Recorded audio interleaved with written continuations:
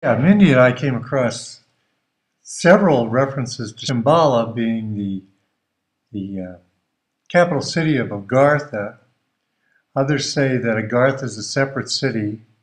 Others say that Agartha is the positive one and Shambhala is the negative one, and vice versa. So there's a lot of different controversial things flying around, since you can't take a bus there and find out. Contradictory nature does nothing to help the understanding the possible influence on the hideous philosophy of the Third Reich. As we have seen, some writers claim that Agartha and Shambhala are cities lying miles underground with houses, places, streets, and millions of inhabitants. Others maintain that they're altogether more rarefied places, existing on some level of reality, but apparently not in our physical world. Shambhala is sometimes said to be north of Lhasa, possibly in the Gobi Desert, and other times it is said to be somewhere in Mongolia, or else north of Tibet, possibly the Changtang Highlands. Agartha is said to be south of Lhasa, perhaps near Shaigasti Monastery, or even northeast Nepal, beneath the Mount, okay, I'm going to try to pronounce this mount, Kanchenjunga. Mount Kanchenjunga.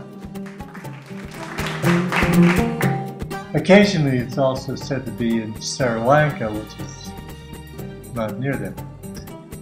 Both have been located inside the hollow earth.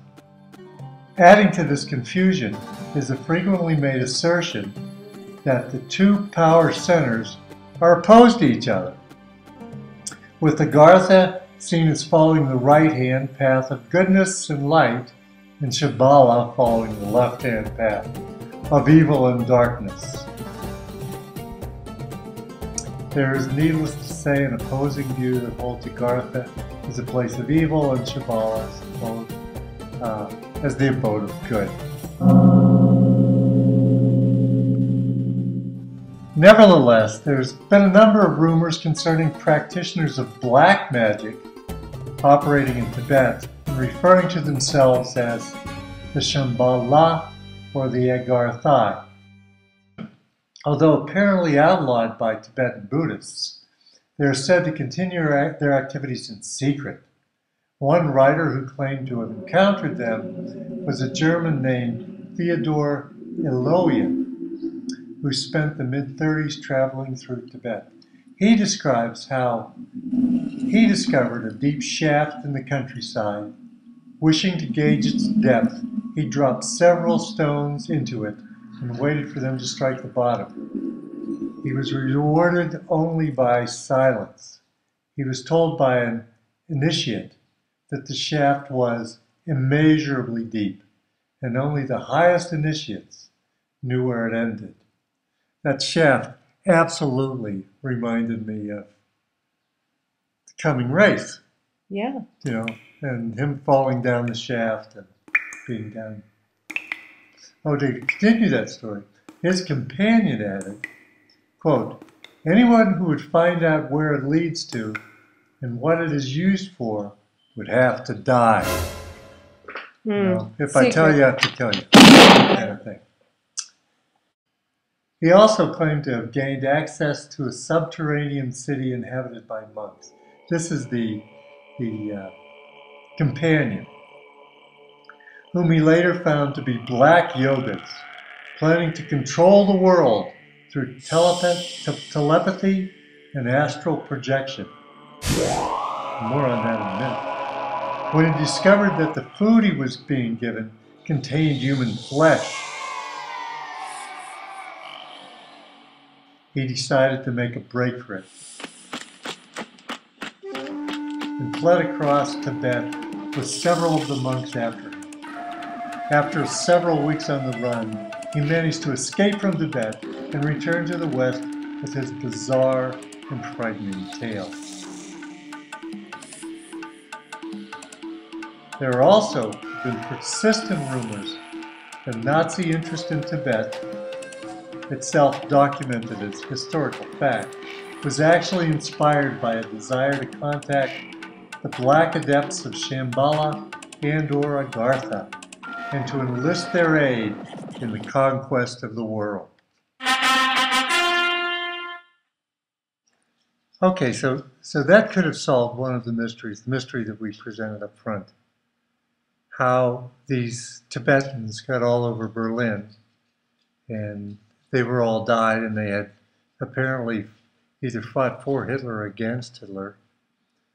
Apparently, if that's true, if the story's true, and this is all, conjecture, if the story's true, perhaps Hitler did make it over to Shambhala or Agartha and enlist the black yogas to come over and help him conquer the world. But what about the green gloves? Oh, I'm glad you asked that. That was a very special type of Tibetan monk. Actually, the special type were called green men. Mm-hmm. It's like like there's a black belt and a yellow belt. Well, these are green men, and the ultimate in being a green man is to be a green glove man.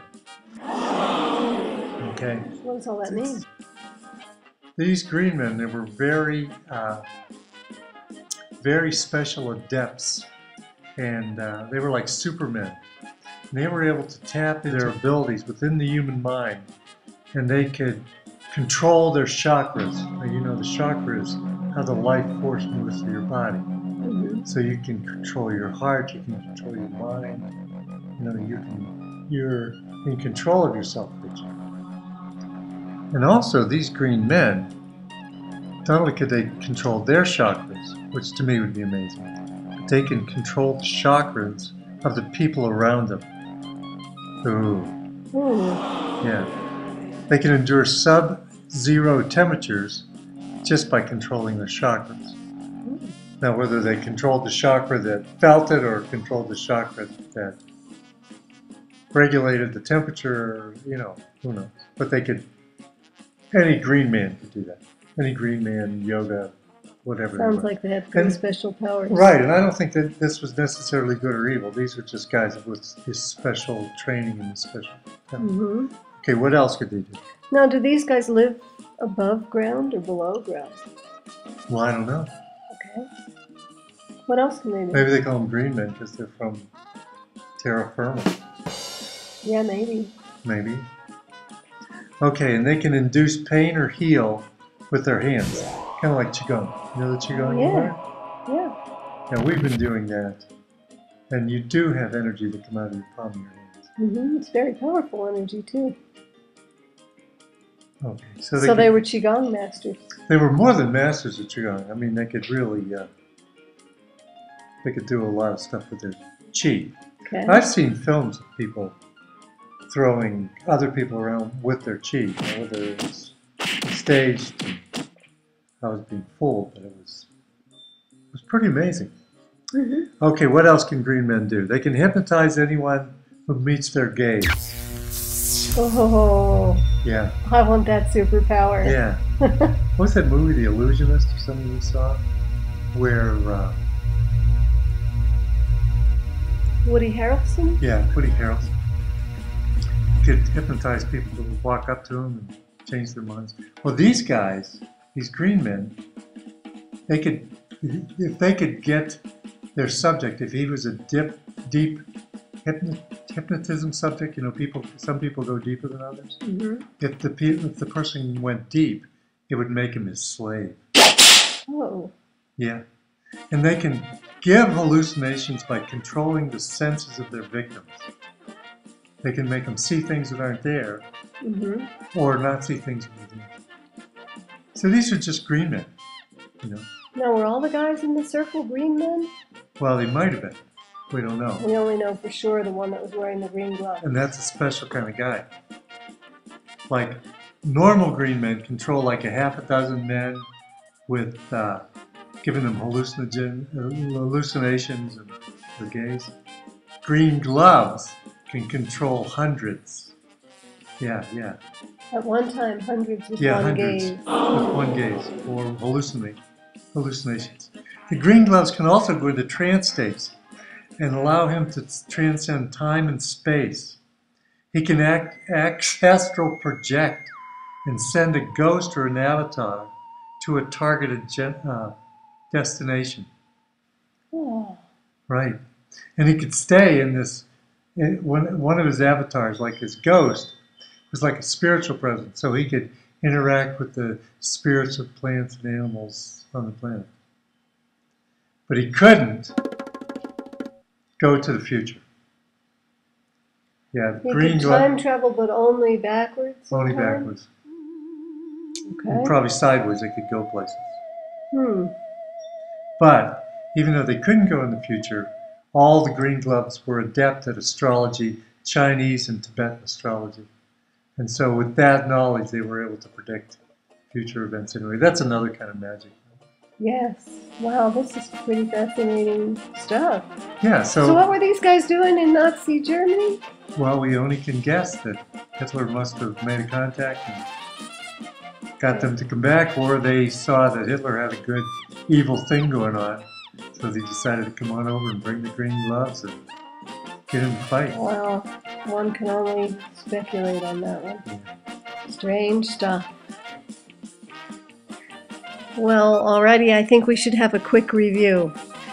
We started out the show talking about the mystery in Berlin of the men that were found lying in a circle with one in the middle wearing green gloves, all dead, at the end of World War II.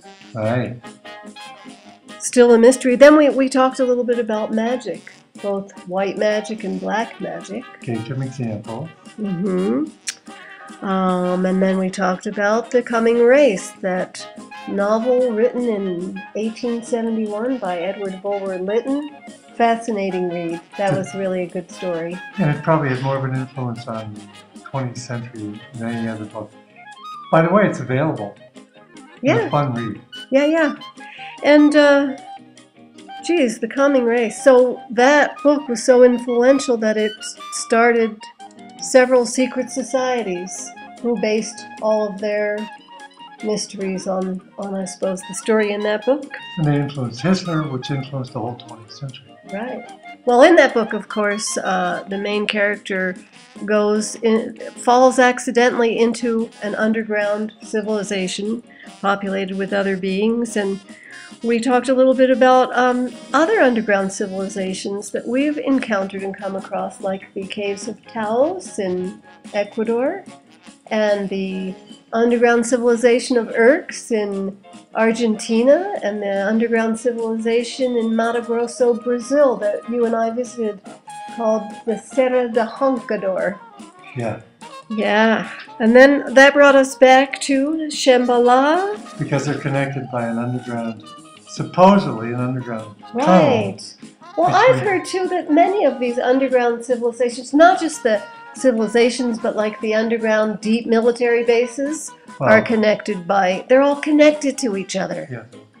Yeah. Amazing stuff. And, well, I guess that brought us back to Shambala and Agartha, and more about those strange Tibetans wearing green gloves. Right. Yeah. So if you run into a Tibetan with green gloves, oh yeah, don't make eye contact. Don't make eye contact. Yeah, watch out for them. So if any of you found this as interesting and fascinating as Paul and I did, check out the show notes. We make show notes for each of our episodes so that you can follow along if you have the interest, and go deeper into all these different materials that we've discovered in this process of making this show. So the blog is pineconeutopia.yolasite.com, and there you'll look for the World Beyond Belief show notes, and you can have as much fun as we did. That's right. Well, that's all for tonight, folks. We've enjoyed spending this hour with you. So until next time, be nice to each other.